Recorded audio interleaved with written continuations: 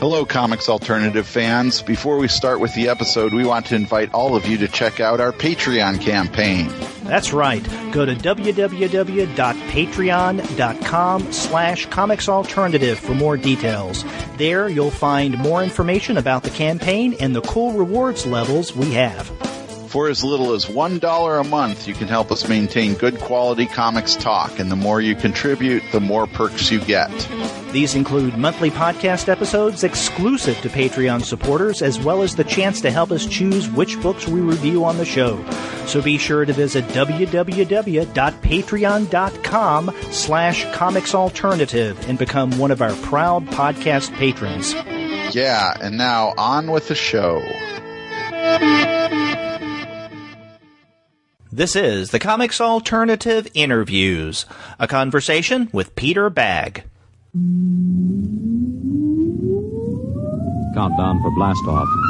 X minus 5, 4, 3, 2, X minus 1, fire.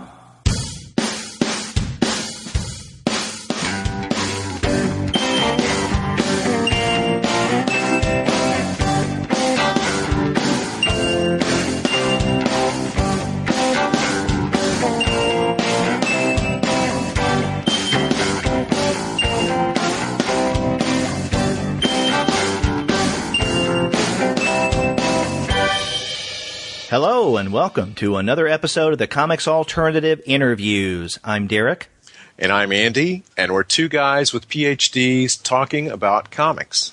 And on this interview show, I have a conversation with Peter Bagge. He was at Fan Expo Dallas this past weekend, and I spoke with him extensively, and we're going to listen to that conversation in a moment. But before we get to that, we want to let all of our listeners know that this episode of the Comics Alternative Interviews is brought to you by the great folks at Discount Comic Book Service. Go to their website, dcbservice.com, for all of your comics pre-ordering needs. There you'll find all DC, Marvel, Image, and Dark Horse titles at 40% off of the cover price if you pre-order. For all of the other publishers, you'll find that those discounts are 20 to 35% off cover price. And every single month, you're going to find incredible specials. Now, sometimes those specials are at 45% off cover price. Sometimes they're at 50% off cover price. But many times, the discounts are more impressive than that. And as we've always come to expect from DCB Service, there are tons of bundles. Now, we don't have the June specials up yet, but if May is any indication, you are going to have plenty of bundles to be able to sort through, and most of those are at 50% off. Yeah, it's just amazing how many discounts that they have at Discount Comic Book Service. I'm at a loss as to how they can do it, Andy. Yeah, it's just mind-boggling. It really is. I mean, we say that, but it really is. Yeah. I can't think of a better place to get your comics, and that is Discount Comic Book Service. You have to go to their website, dcbservice.com, and they'll take care of all of your comics pre-ordering needs.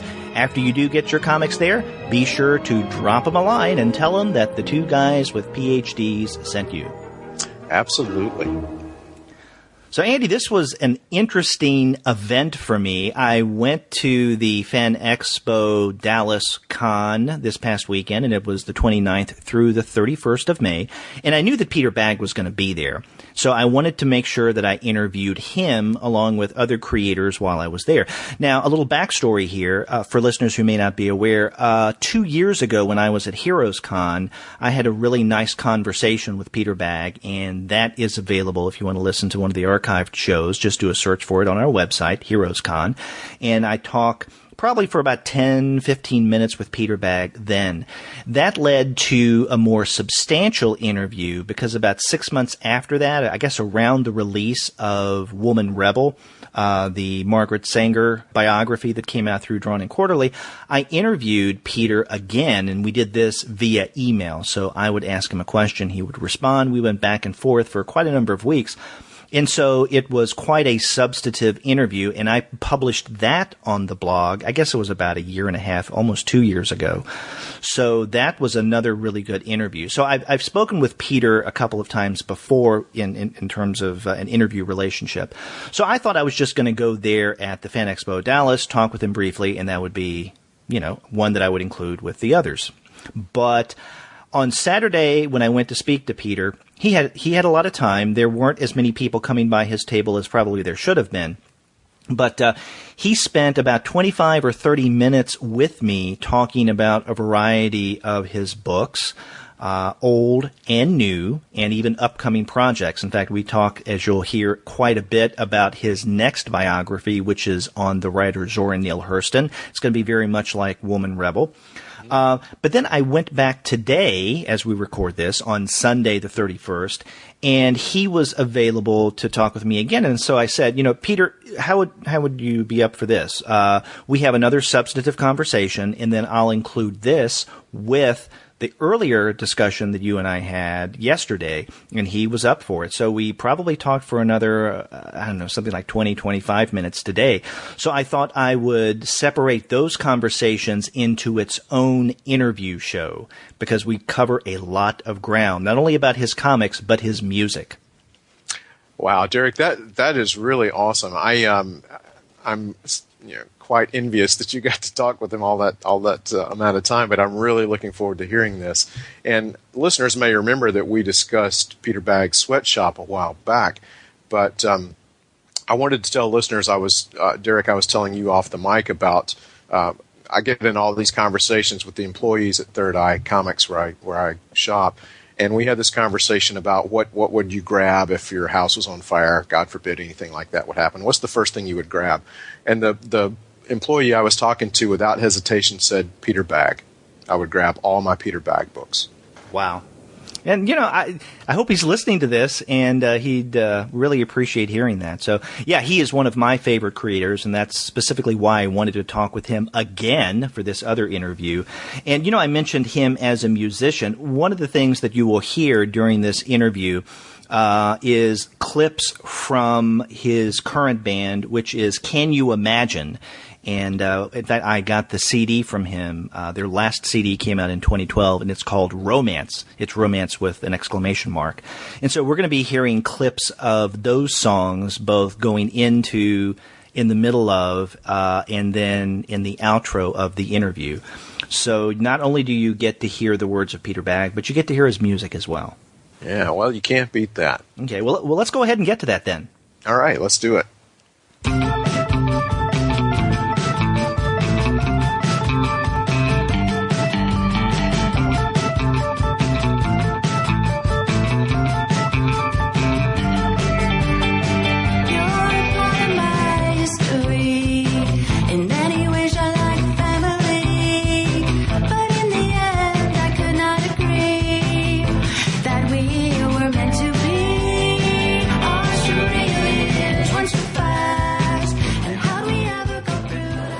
I am at Fan Expo Dallas with Peter Bagge. It is a Saturday morning.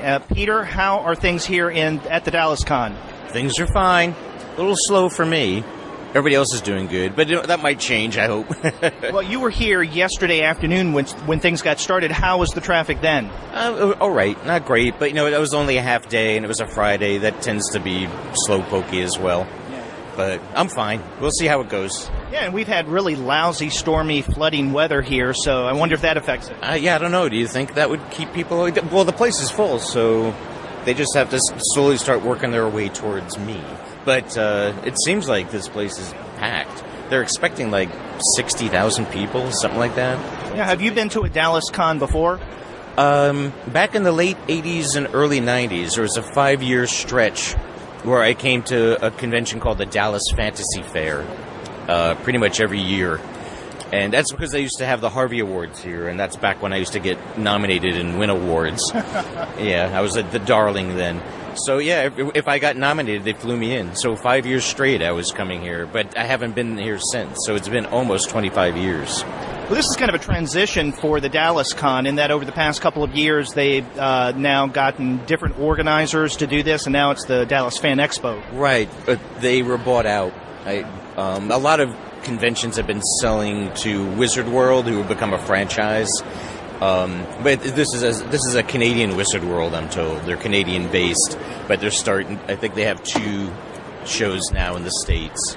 So Mark Walters, who I guess started this convention, I think just last year he sold it to these people.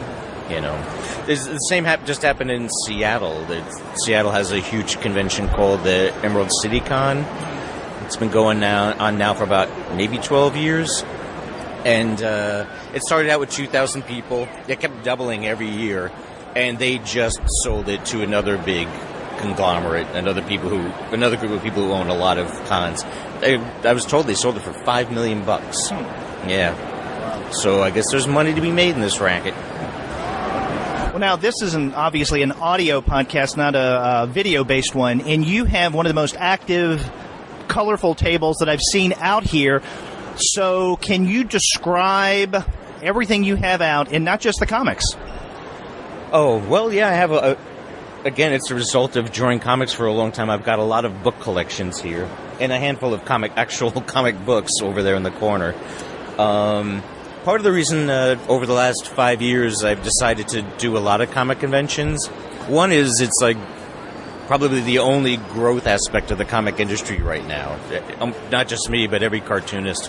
We're making more money doing comic shows. Oh, really? Yeah. It's like royalties from your books keep shrinking. Books aren't quite selling as much anymore. There's a lot of file sharing, so as soon as somebody makes a PDF of your book, that cuts into your sales. So, but everybody's making more money. Conversely, they're making more money at these shows than ever, just doing commissions, selling books. So, so there's that. But also I'm on orders from my wife to empty our basement. I've been accumulating, and she's like, you've got to get rid of this stuff. I can't bring myself to take anything to the dump. So I just go in my basement and grab a bunch of books and other gewgaws and sell it here. Over the years, I accumulated like hundreds and hundreds of T-shirts with my art on it that I had no intention of wearing. So, and now now I'm down to like 50. I just sold all of them. And I've been, over the last 20 or so years, I've been in 2 different bands. I was in a band in the 90s called the Action Suits. I was a drummer in that group. And now I'm in a band called Can You Imagine? And I'm the guitarist in that. So I have 45s and CDs from those 2 bands. Yeah, and I see you have the 45s, and then there's the one CD. In fact, I've seen images of this online. Now, how... I wonder, how many people still have record players? I think I don't have mine anymore. Interestingly, I know not many people have record players. Pretty much everybody has a CD player. I have the hardest time moving the CDs. I have no problem moving the 45s. To anybody who has, or, I think just because they're prettier artifacts, I wouldn't be surprised if people are buying the 45s who don't even have a turntable. But, I always move the 45s. They always sell. Oh, I can see. And right here I'm looking at the Can You Imagine single, and the sleeve that it's in, as well as, what do you call the center part of the 45? Oh, the label. The label. The adapter. Yeah. It has that retro feel to it, and it's an art object, so you don't want to play something like that. Well, I guess you do, but... Well, it's also color vinyl, too. And the guy warned me of this. The guy he's a guy that puts out specialty records. And he told me, he says, to make it more collectible, pick a color vinyl. Don't go with regular black. And so I did.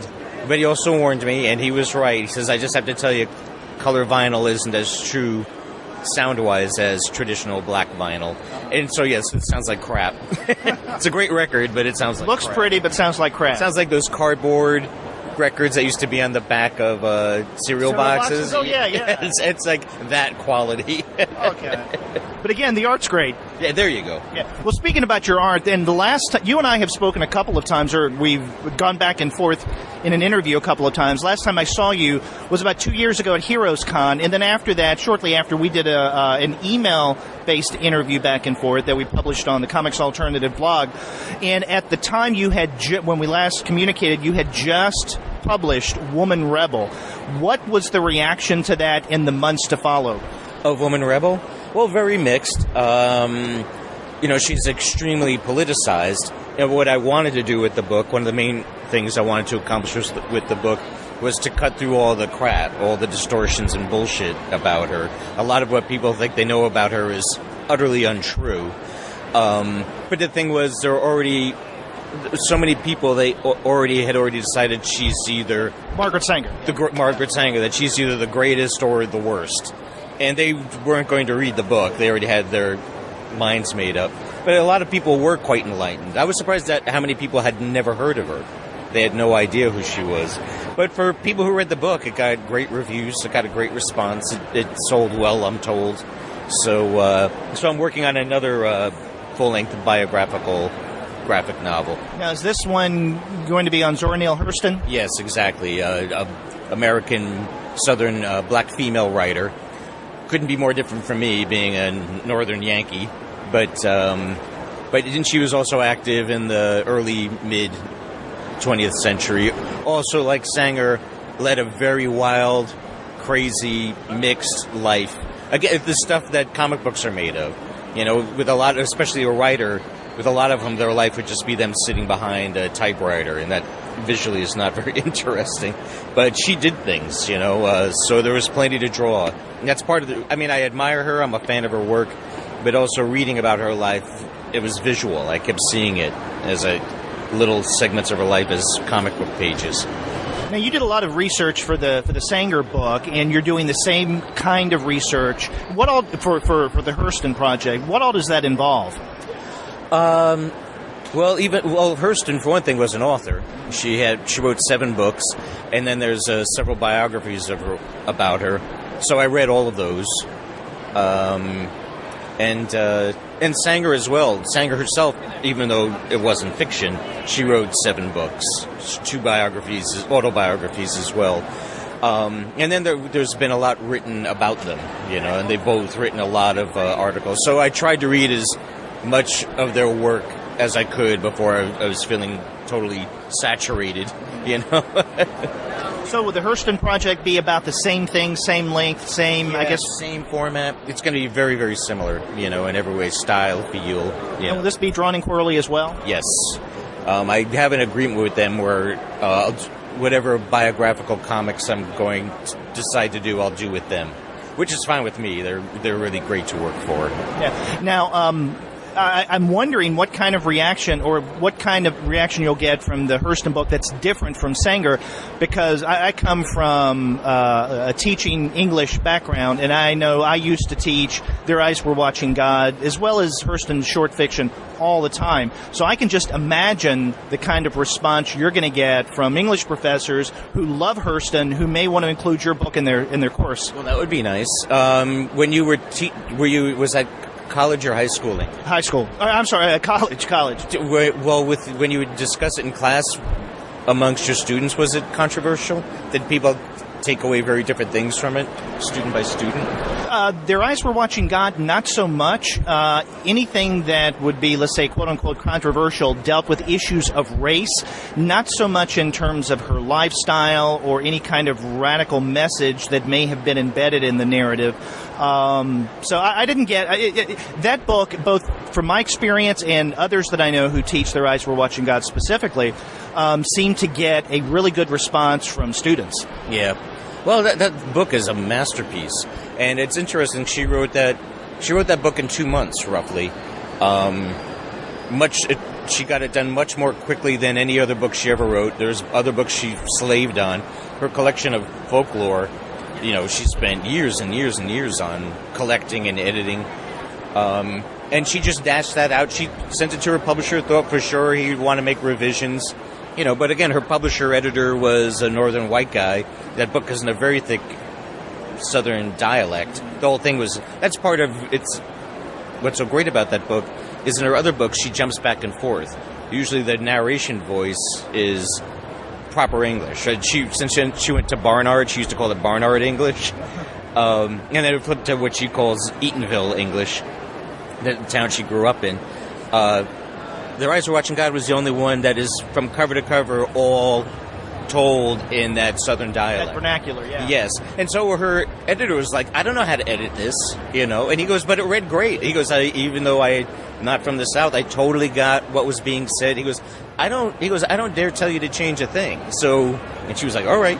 So it was interesting how that book was, and she was in the middle of another huge research project. She was in Haiti when she wrote it, researching yet another folklore book about, Caribbean culture and voodoo and all of that.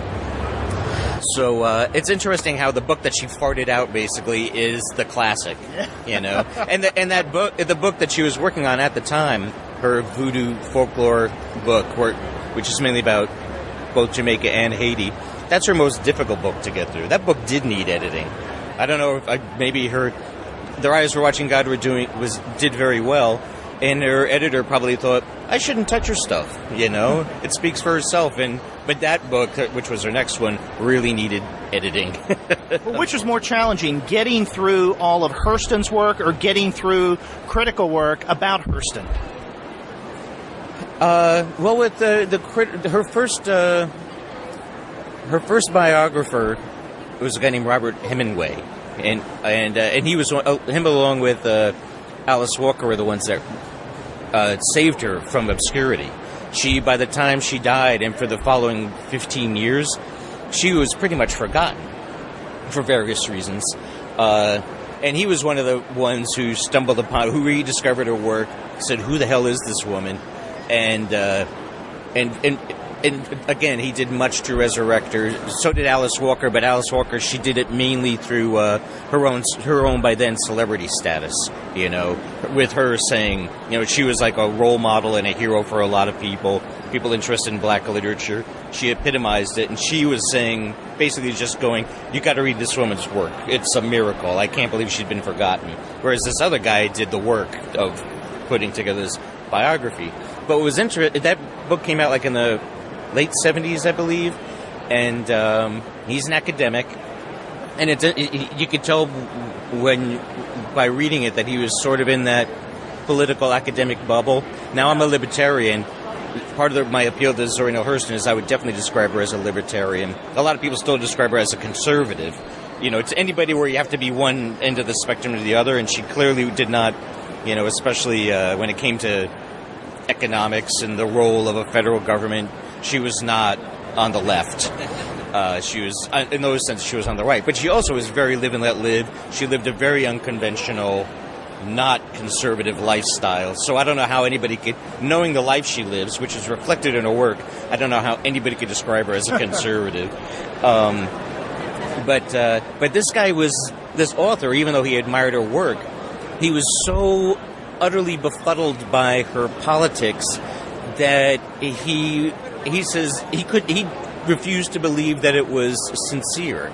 Like how could a black woman not, it was like he really was like, why isn't she on our side on all things? So he attributed it to either spite. She was mad at all of her former peers and she was doing it out of spite, or she was doing it for money.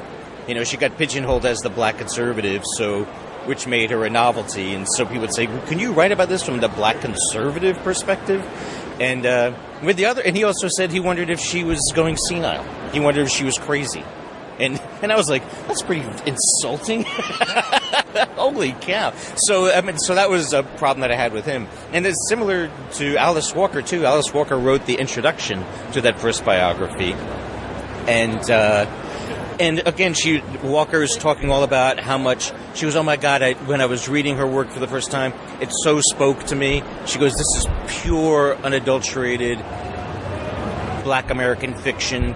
I cannot believe this. This is like a gold mine. But then she ended it by she ended this introduction to Zora Neale Hurston with these loud, fist in the air denunciations of capitalism. And Zora Neale Hurston was all in favor of capitalism. But she didn't say that. It's weird. She didn't acknowledge. And it came out of nowhere. And I wonder, it was kind of like, okay, well, now you're going to read about her. I just want you to know here at the very end, there is a big difference between me and Zora Neale Hurston. But I was like, F you. Was that really necessary?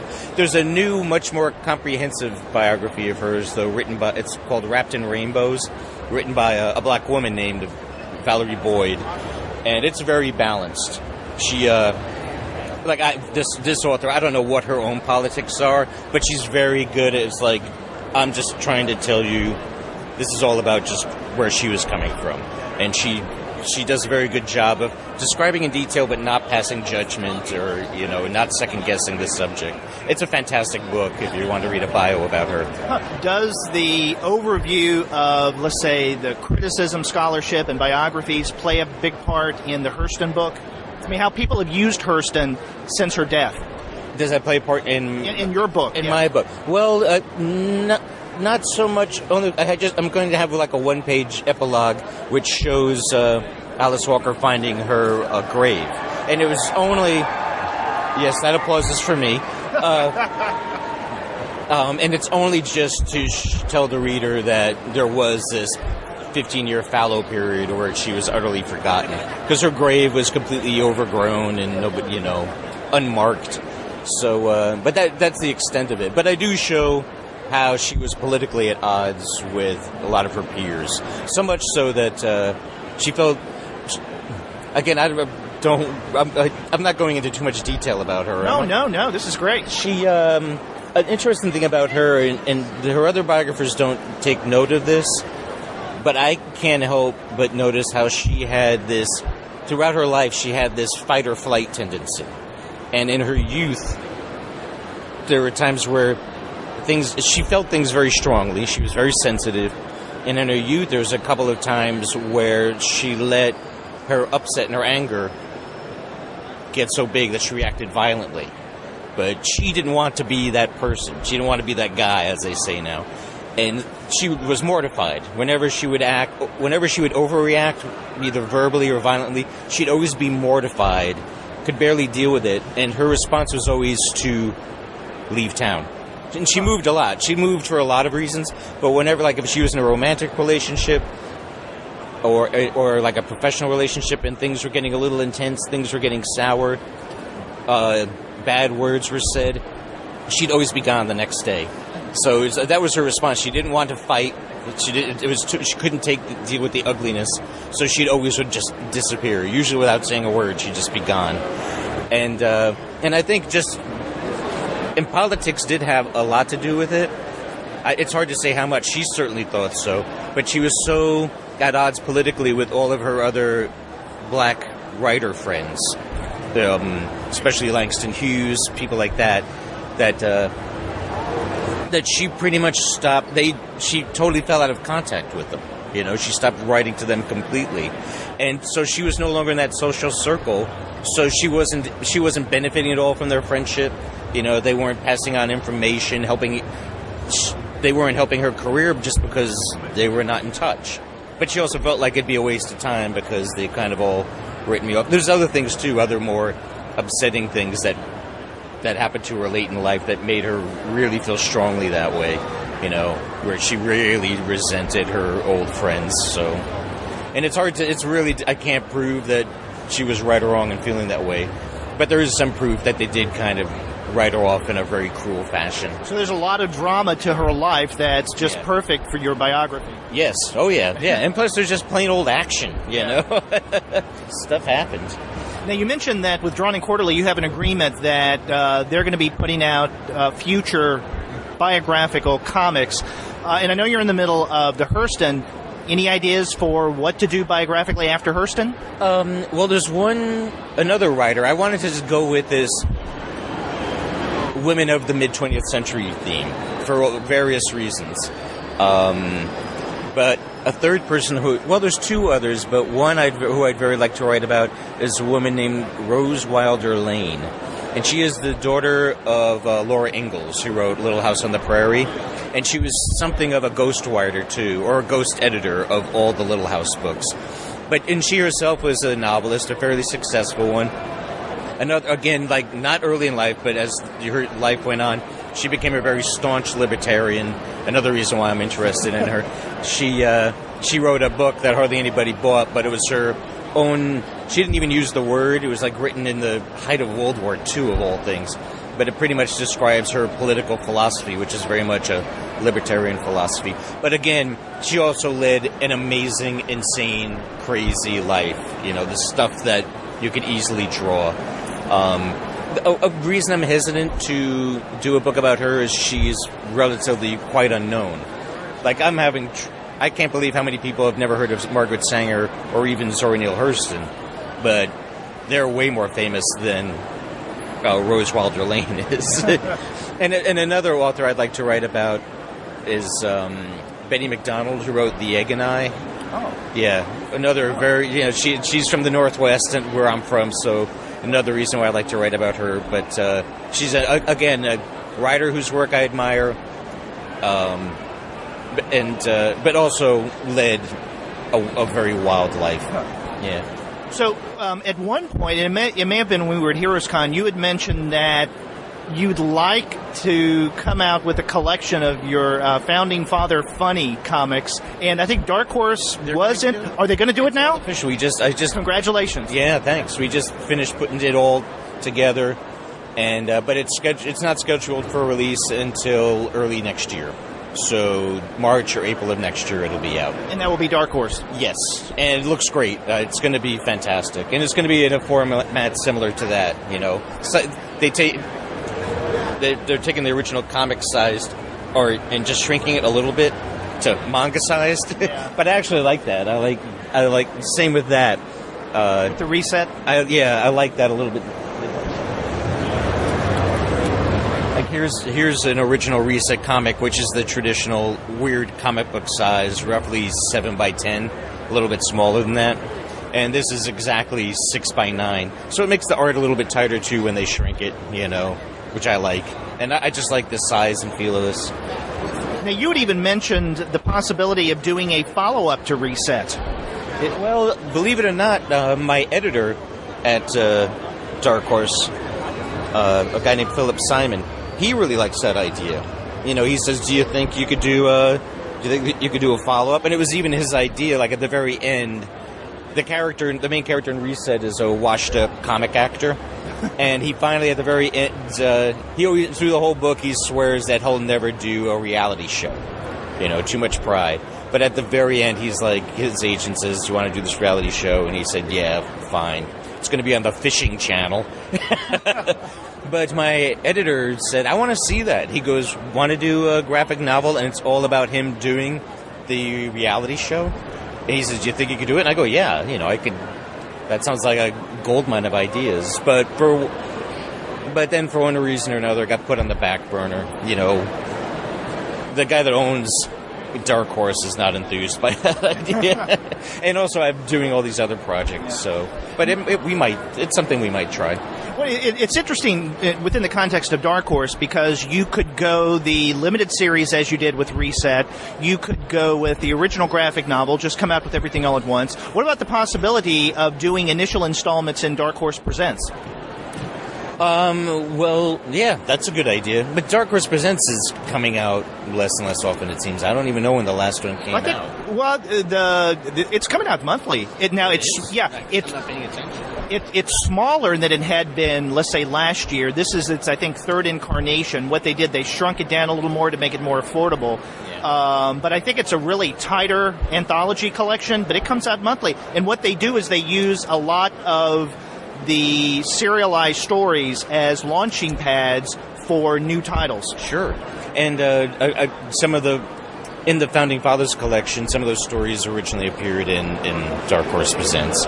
So, that's something I could always talk to them about, see what happens.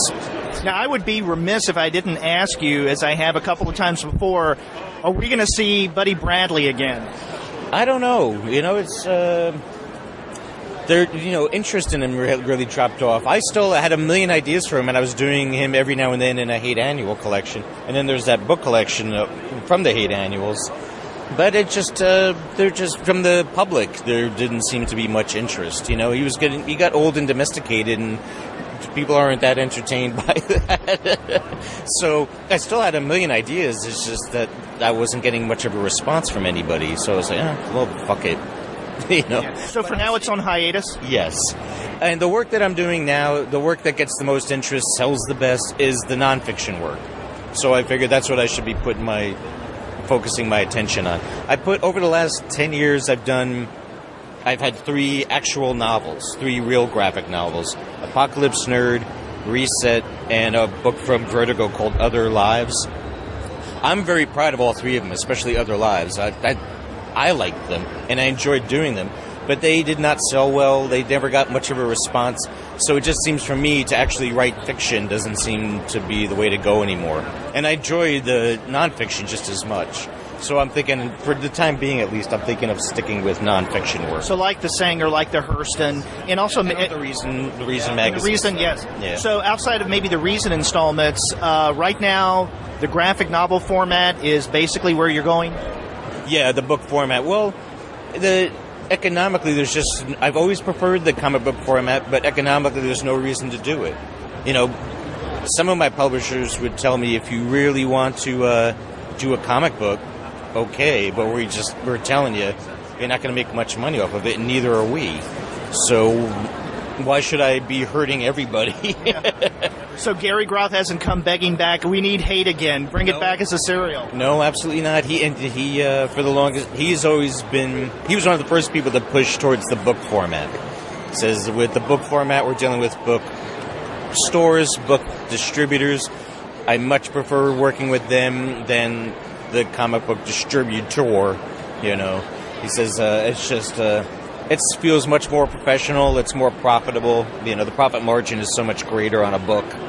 You know, they could sell 1,000 books of one title and make a profit, whereas with a comic book, you know, you got to sell 5,000 to make a profit, you know. Now, most recently, your sweatshop collection finally came out from Fantagraphics, speaking of Fantagraphics, and I remember when we did that email-based interview not quite 2 years ago, you had said something to the effect of you had always wanted that to continue, and you're sorry that it didn't take off the way it had, and then now you have this collection. What's been going on since the publication of the sweatshop collection? I mean, like, is there a renewed interest in it? Yeah. Not anything pronounced, but my editor at Dark Horse asked me about it. Asked me if they wanted to publish it as well. I had like an informal agreement with Kim Thompson before he died to do it with them, so I wanted to stay true to the memory of Kim and have it. Not that I have a problem doing it with Fanta either, but Dark Horse also really wanted to do the collection. And one of my editors there talked to me about doing more of them. I don't know. We'll see. You know, we'll see how that book does, and if they're still interested down the road. I'm not. I feel like I'm almost too. I've totally turned into the Mel Bowling, the main character in this, where I don't know what's going on. I'm too detached from all aspects, let's say, you know, especially the electronic web comic aspects of it. I don't have first-hand knowledge about it. And the whole point of the book was to satirize every aspect of the comic world. Like, the main character does a newspaper strip, and that's another thing too. The main character does a newspaper strip, but it's dying, you know, and comic books. You know, I was trying to make fun of everything, but things have just changed so much that I don't know. I'm afraid it would just seem stupid. like I don't know what I'm talking about. Well, one last question. I was, in fact, just this morning I finished going back through that really nice hardbound volume of Johnny Ryan's Angry Youth comics that they collected all of those in that nice edition. And I was thinking, you know, Fantagraphics especially has been doing a lot of these. You know, just recently they collected Klaus's 8-Ball, and then we had the Zap collection. Do you see anywhere on the horizon, let's say, Hate being collected? I mean, I know it's individual volumes that we can get still, but what about nice collection hardbound definitive editions? Yes, and just recently Eric Reynolds of Fantagraphics says he wants to do that very thing with Neat Stuff. Oh, because not just the comic book, but all the collections that were spawned from Neat Stuff, you know, Studs Kirby and Girly Girl and the Bradleys, all of those book collections are out of print. So he wants to make one big fat book of the old Neat Stuffs. And again, I don't know when that would come out. Probably 2017, actually. Because 2016, early 2016, I have the Founding Fathers collection. late 2016 is when the Hurston book is supposed to come out. So it'll probably be like 2017 that Fanta will do this other book. So we've still got a lot to look forward to in the several years coming up from Peter Bagge. That's right. Big, fat, fancy books. Fat, fancy books. Well, Peter, again, it's been great talking to you. I had a good time, and good luck at the Dallas Con. Oh, thank you very much. Thanks for your time.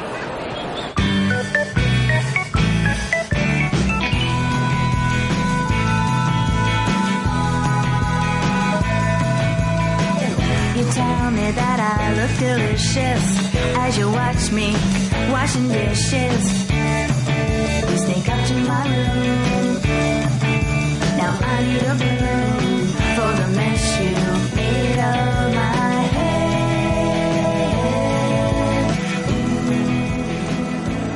I'm back at the table of Peter Bagge. It is Sunday at Fan Expo Dallas. I was here yesterday talking with Peter. We had a really long conversation, but there's a lot that we didn't discuss, and I thought if you had a few moments, we can follow up with some of those topics. Yeah, sure. Yeah. Now, it was only after I cut off the mic that you and I started to talk about the Garbage Pail Kids project through IDW. So how did all that come about? Simply an email from the editor from IDW saying that they're going to have this Garbage Pail miniseries and if I would write a story. And I said, sure. You know, the page rate was decent, so I said, sure. I'm a little bit too old to feel nostalgic about the Garbage Pail Kids, but that's obviously what they're hoping for, is that there'll be enough people who are like, oh yeah, I remember that. I guess they're testing the waters to see how they'll sell. So I said, sure, I'll write a story, but then the immediate problem was, how do you come up with a story? You know, like they said, look at all of the Garbage Pail Kids. There's hundreds and hundreds of them. Anyone strikes your fancy, just use him or her and put her in the story. But like, how do you make a story about a character whose one distinguishing characteristic is snot? You know, well, you tell us a story about snot. But yeah, that proved to be a little bit tricky. But I did I wound up doing a story for the first 2 issues, and that'll probably be it. Mainly just because I ran out of time to do any more. See, when I saw that you were linked to this project, it just made sense to me because given the over-the-topness of Garbage Pail Kids, it didn't seem that dissimilar from stuff in Hate. Art style-wise, or? I mean, the art style-wise, but also some of the storylines, you know, let's say with Buddy and Stinky especially. Oh, yeah, sure, yeah, where they go to the comic convention, that one. I think that was even a bit of a theme. I think they wanted it to be, or actually they told me they were going to launch it at the San Diego Comic Convention, and that popped into my head to make it all about Comic-Cons. And they already had existing characters who were Comic-Con geeks, you know, and they had me make up my own. So that just seemed like a natural. Now, you didn't have any links to the original Garbage Pail Kids trading cards? No. I knew some of the people who conceived of it, and like Spiegelman and Mark Newgarden. But I didn't do any of that. I wasn't part of that. I know a very, very long time ago when I was still living back in New York, like in 1982, I wrote some jokes for Bazooka Joe. Okay. And that was my only... They paid $50 a joke, which back then that sounded great to me. But my batting average was horrible. They accepted like 1 out of every 10 jokes. So after a while I got a bit fed up. All that rejection. So what's one of the ones that they accepted? There's only one that I remember, and it was of that whole... Well, here's another thing, too, which I didn't like. They redesigned the Bazooka Joe and his gang. They made him more teenagers. They made him cuter. Howard Cruz was drawing him. And his art looked great, but it was very cute now. And again, they made it teens. They made it like Archie. And so I think his name was Red. Bazooka Joe always had that one friend, kind of like... Yeah, the turtleneck. Yeah, that covered his face. And they lowered his turtleneck. They brought the turtleneck down to here, which I was like, oh, that turtleneck was fantastic. But he still was the dumb guy, so of course I liked making jokes, as people always do, involving a dumb character. So I just... and since it was Bazooka Joe Bubblegum, I had Red chewing a wad of gum, and then it plopped out of his mouth, and he looks down at the ground, and he goes, drat. And then he says, now what am I going to do all day? I like that one. Getting back to Garbage Pail, and the reason I was asking if maybe you had some kind of link to the original Garbage Pail, because you mentioned Spiegelman, Newhouse, but also Bill Griffith. I mean, they all had a hand in not only Garbage Pail Kids, but Wacky Packages. That was one of my favorites growing up in the 70s. And so it just seems that a lot of alternative artists, or those who have become prominent in, I guess, what we could loosely call alternative comics, did work in the bubblegum trading card industry. Right. Yeah, it was, and in fact, like with underground cartoonists like myself who tended to draw like myself, especially when I first started out in the early 80s, a lot of people, a lot of cartoonists like me, we tended to either work for kids or adolescents, Mad Magazine rip-offs, things like that, or we worked for the porn industry, for Screw Magazine. There was a very similar sensibility, similar aesthetic between Screw and Bananas Magazine. So anything else on the horizon, Garbage Pail Kid-wise? No. In fact, the next theme for the next issue was supposed to be sci-fi or fantasy. And so I looked at their existing cards to see what I could use. And they had a lot that were spoofs of Star Wars characters. Oh. There was their own Jabba the Hutt, their own Princess Leia. So I was like, all right, well, I'll just use some of these Star Wars characters. I mean, who else am I going to use for, something that's sci-fi? And so I submitted an idea, and the guy said, no, well, we just found out that Lucasfilms won't let us use them. They would not? Because it's satire. I thought that was insane, because as he was telling me that, the cover of Mad Magazine was a spoof of Star Wars characters. So I was like, why can Mad do it, but they can't? But then I was like, I don't know what character to use then. They're your only sci-fi characters. So that's part of the reason why I was like, I'm not doing any more of these. Sorry to be so dismissive. Well, one of the things we talked a little bit about yesterday, but we didn't go into a lot of detail, is your work in music. And I had the opportunity to listen to the CD Romance that came out in 2012. Yes. And I love the music. It's really good. And you were telling me that you would like for you guys to get together and to do another collection of music. Well, that was our plan. We used to, for a while, that's our second CD, the one that you heard, and that's my current band, Can You Imagine? And everybody pretty much lives in my neighborhood in Seattle, the 5 people in the band. And for the most part, how we paid for these CDs was doing shows. When we first got together, we were doing quite a few shows, and some of them paid decent money, so that all that money went into the kitty to pay for the CD. And we're very fortunate that our keyboard player is a professional record producer, a guy named Steve Fisk. So he's like the one real professional musician in the band, and he plays the keyboards. So, and that's a big reason why they sound as professional as they do. But we don't do shows as much anymore. Well, it's a nationwide problem, if you can call it a problem. There's fewer and fewer venues that want to have live music.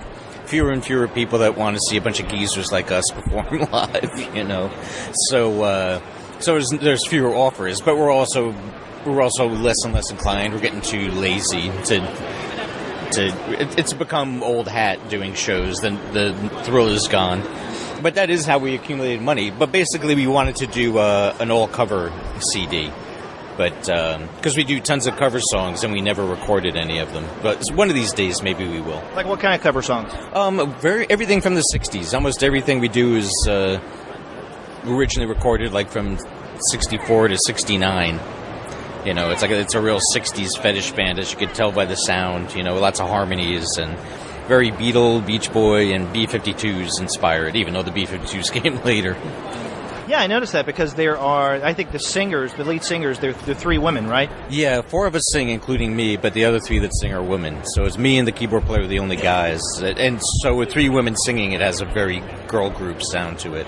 You're right, and it's funny. I hadn't thought about the B-52s until you just mentioned it now, but now, thinking back on the music that I heard last night, that makes sense. Yeah. Yeah, and also it makes sense given the conversation that you and I had after I turned off the mic. We were talking quite a bit about the Beach Boys and especially Brian Wilson, and I could see a lot of that feel, that vibe coming out of the music or on the CD Romance. Right. And that's especially coming from me. I'm the Beach Boy fanatic in the band. It's interestingly, though, we never covered a Beach Boys song. Their songs are hard to cover. Brian Wilson, for one thing, writes the songs on, even if a famous record of theirs is guitar heavy, he writes it on piano. So he writes in piano keys like B flat. And to play on the guitar, to play a whole song in B flat is a pain in the ass. So, and then I'd have to translate it, which is a pain. So yeah, those are a little tricky. But everybody in the band likes the Beach Boys okay, but they all have their own little favorites too. Like our drummer really likes girl groups from them, and our bass player likes psychedelic. She we call them you people songs, the type of songs where it's very much 67, 68, where the singers were, like, you people, you don't know what's going on, where the lyrics have very much that lecturing, don't sell out to the man. She has a real weakness for those type of songs, you people songs. So we cover a lot of those. Yeah. Well, in terms of the Beach Boys and then Brian Wilson, what is your favorite Beach Boy and or Brian Wilson, let's say, albums or CDs? If I had to pick one, if you had to pick one, and from the early '70s, Surf's Up, which is it's pretty democratic album. It seems like they all had like 2 songs. Apparently, Dennis Wilson had 2 songs, but he got into a fight with Carl, I think, and pulled the songs from it. But his songs from the album. But I like all the songs on it, and also, but mainly the way it's produced. It has this exquisite, perfect sound to it that is just stunning. It's perfect earphone music. It's the most amazingly produced record I've ever heard. So that one, and also the one that came up before it, Sunflower, those would be my favorites. Those are really good ones in that with both you have, and this is, I guess, playing off of what you were mentioning, good headphone music. Both of those albums used a lot of the tracks that Brian had originally wanted to use with Smile.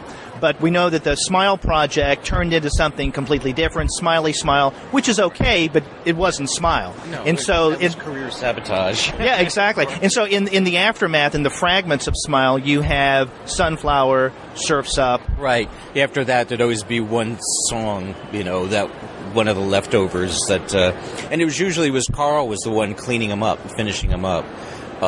Brian was a little bit reluctant to have Smile picked apart, I don't know, who knows what was ever going on in his brain, but obviously he relented, and lots of times those are the strongest songs on the album, What did you think of that 2004 release, Brian Wilson's Smile, where he went back and put it together as he said that he had originally intended? Right. Well,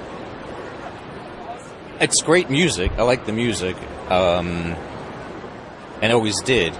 But when you take the original recordings, the ones where the Beach Boys were singing, when they did the singing back in 1967, and some people have compiled that together. You could get bootleg CDs, really high quality ones, where it's pretty much the whole thing put together roughly the way Brian put it together, except it's the original recordings. I much prefer those. I do not like Brian's voice now. Even when he's hitting the notes, I don't like his voice. I think it sounds ugly. Whereas no group sang better than the Beach Boys did in 1967. That's the best harmonies you're ever going to hear in the history of the world. So, of course, I much prefer that. And Brian's backup band, they were singing the harmonies. There's a guy, Fawcett, I think, who does a lot of the falsetto. And they do a perfectly fine job, but nobody sings as good as the Beach Boys did at their peak. So I'd much prefer... I thought it was crazy that... I have friends that totally disagree with me. I don't know how. Because... how could you possibly sing it better than they did when they originally recorded it? I just wish they finished it. I just wish finished it and moved on. Just put it to, instead of that Smiley Smile piece of crap, Did you have a chance to check out I guess it came out about 3 years ago, that collection, that box set of the Smile Sessions? No, I don't have the box. I have the box set of Pet Sounds, but Right. I don't have the one of the Smile Sessions. I've heard it, though. Yeah, and this basically takes everything that had been out there in a variety of different bootlegs, but you have the originals, so it's good. And I guess it takes the place of the bootlegs. Yes, which is great. I'm sure I'd love to have it. I love the Pet Sounds box set. But what I like the most, my favorite thing by far with the Pet Sound box set is the CD where it's just the singing. Oh, That is insane. That's really, really remarkable. It's amazing to hear. It's almost like, when I heard that, it's almost like the background music is interfering with their singing, So getting back to your own music, now before your current band, your earlier one, the Action Suits? Yes. What about him? Yeah. Well, I mean, how is it different from... Because I have to say, I have not heard any of Action Suits' music. Well, it's somewhat similar. The Action Suits were pretty poppy. Not a lot, no heavy guitars. It tends to be emphasis on the vocals. I guess the difference is the Action Suits are, for the most part, revolved around this one guy, Eric Reynolds, who's an editor at Fantagraphics and an artist himself.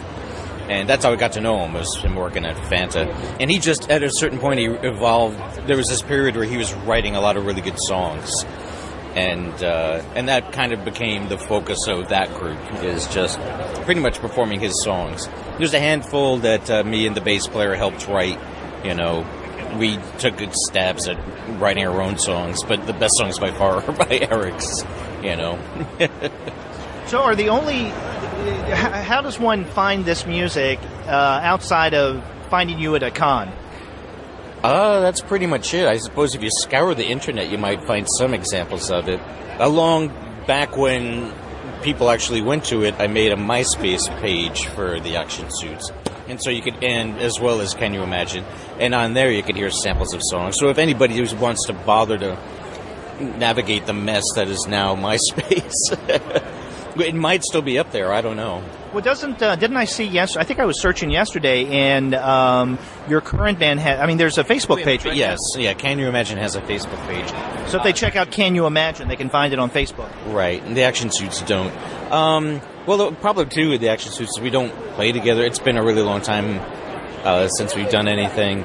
And Eric has had another band for his own band subsequently after the Action Suits broke up, or stopped being the Action Suits, whatever we did, dissolved. And he has a band called the Reyes. And I don't even know offhand. They might have at one point, but they might have a Facebook page. And, the bass player's in Portland, Oregon, doing who knows what. So it's I guess nobody's interested enough, nobody's invested enough to keep the flame alive.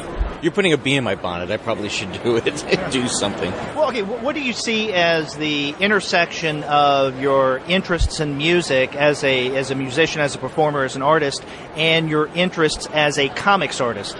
Well, it's all creative, and it's all stuff that inspired me, that made life worth living back when I was a kid. I always loved rock. I was a Beatle fanatic. There was the Beatles and there was everybody else. And there was also was Charles M. Schultz and Mad Magazine, and then everybody else was a distant second. But yeah, I always loved all of it, and I loved album covers. I loved when they had somewhat cartoony album covers, particularly like the artists. I remember Jack Davis used to do tons of record covers. I always liked that idea of doing covers. So by the 80s, by the late 80s especially, when there was an explosion of independent record labels, I suddenly was fulfilling a childhood fantasy of doing record covers. I was doing covers all the time, mainly 45 sleeves. And then eventually, was doing my own bands, 45s. Well, who were you doing covers for? Well, mainly Sub Pop records, so all different. Nobody's super famous. Probably the most famous person I ever did a cover for was George Thorogood. Oh, really? Okay. Yeah. I think it might have been his last album. I think it put the nail in his coffin of his career. So this is after Bad to the Bone.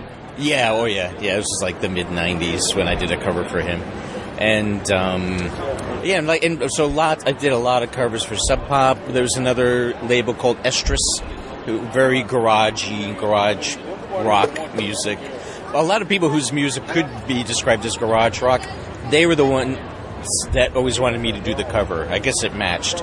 As you know, I like more poppy, more folk, rock, but prettier. But people who do that style of music never think of me as their cover artist. It's always very gritty and noisy loud guitar. So, and I'm trying to. There was other labels like Norton. A small handful of major labels hired me, but it was mainly a lot of indie labels.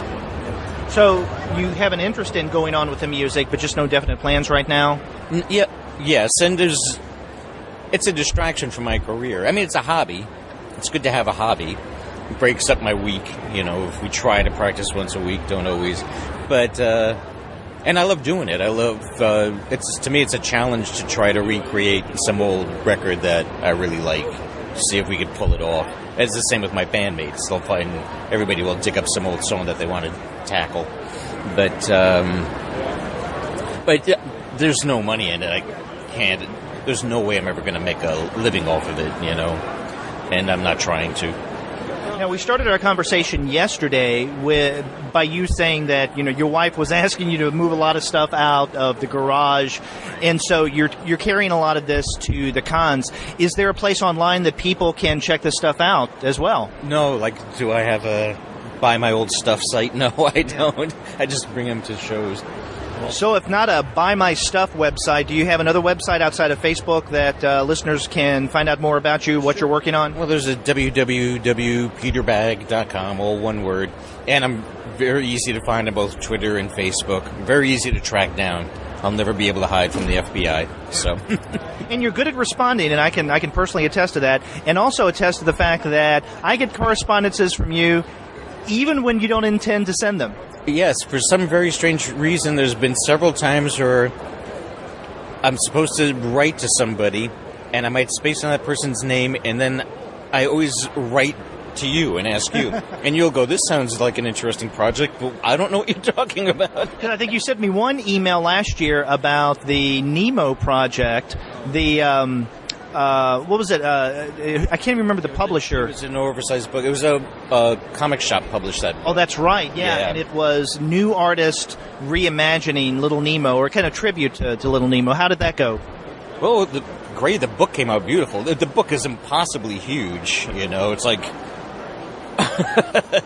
cartoonishly huge. Yeah, I think for the reason that it was such a big book and I'd have such a problem finding a place for it. I haven't gotten it yet. Maybe someday, and I can get to see the art there. Yeah, and the art is beautiful. It's a fantastic piece of work. Well, listen, Peter, again, thank you very much for taking the time and talking with me. I'm glad that you had the time today as well. And we're going to make this a Peter Bagge only interview show now. Uh-oh. All right, great. That's what I get for having the gift of gab.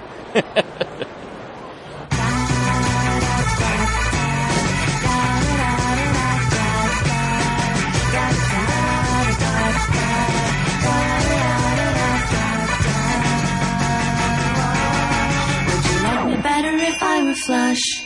Would you respond quicker to my sweet mush? I would like a cigar with $100 bill. I bet that would give you a thrill. We could live in our mansion with another mansion built inside. And when we tire of the servants, we'd have a secret place. Wow, Derek, that was a great interview. And the thing about you talking with him, I could have gone on and listened to more and more and more.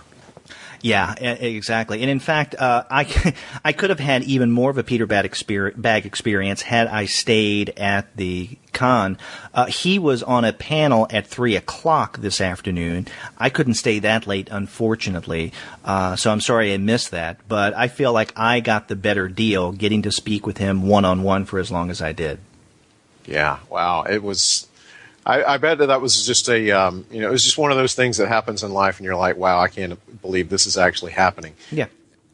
Yeah, very personable guy, a great creator, and someone who, again, will take the time and talk with you if you approach him. So it was a great interview, and I want to thank Peter for, again, taking the time to do that with me. Yeah, that's awesome. Yeah, and if you want to find out more about the work of Peter Bagge, if you're not already familiar with him, well, you can pre-order future comics of his through our sponsor, and that is Discount Comic Book Service, and their website is dcbservice.com. But if you want a fuller sense of who he is, you can find his books that are already out on the sister company of DCB Service, and that is Inkstock Trades. So if you go to instocktrades.com, you will find incredible specials. So, for instance, you mentioned that we reviewed Sweatshop earlier this year. You can find Sweatshop at 30% off of the cover price. So instead of paying $19.99, you can get it through In-Stock Trades at $13.99. You can also get Apocalypse Nerd, the trade paperback, at 42% off of cover price. So that's only $8.09. You can find a collection of his various shorter works, other stuff, at 30% off cover price, $13.99. There are a lot of books on Discount Comic Book Service and on In-Stock Trades. I don't have time to go over all of them, but this is a great way to catch up on the work of Peter Bagge. Yep, and you won't be sorry. And after you do get your comics through dcbservice.com or instocktrades.com, then get in touch with us, let us know what you're reading, and tell us how good Peter Bagge is. You can contact us by going to our website, which is comicsalternative.com, and you'll find on the right-hand side of your browser a tab that says Send Voicemail. Click on that, and from the comfort of your own desktop or mobile device, you can send an easy message through the wonders of SpeakPipe. It's just that simple. Or you can get in touch with us the old-fashioned way. Our phone number is 415-3-COMICS. That's 415-326-6427. And if you want to find out about the latest news to the Comics Alternative podcast and the blog, you should join us on Twitter, and you can follow us at the number 2 guys with PhDs. And we appreciate all those people who favor our tweets and retweet our tweets. Yeah, that's right. That really does go a long way. Thanks for doing that. You can also contact us via email, and a lot of you do. The email for the podcast is 2guys, that's TWO guys, at comicsalternative.com. If you want to reach me directly, you can do so at Derek at comicsalternative.com. And how about you, Andy? You can reach me at Wolverton at comicsalternative.com. You can also find us on Facebook. You can find us on Tumblr. You can find us on Instagram, and you can find us on Google+. You can subscribe to the podcast through iTunes. You can stream us through Stitcher. You can also find us on TuneIn. And, of course, you can find every single one of our episodes, as well as our reviews and comics-related commentary that we put up on our blog, and that is at comicsalternative.com. Yep, lots of ways to get in touch with us, and we hope you'll take advantage of at least a few of them. Exactly. And, Andy, as we exit the show now, I am going to play one of the songs from Can You Imagine's latest CD, Romance. And this is the last song on the CD. It's called Dennis, and it's really good stuff. Until next time, I'm Derek. And I'm Andy. We'll see you later.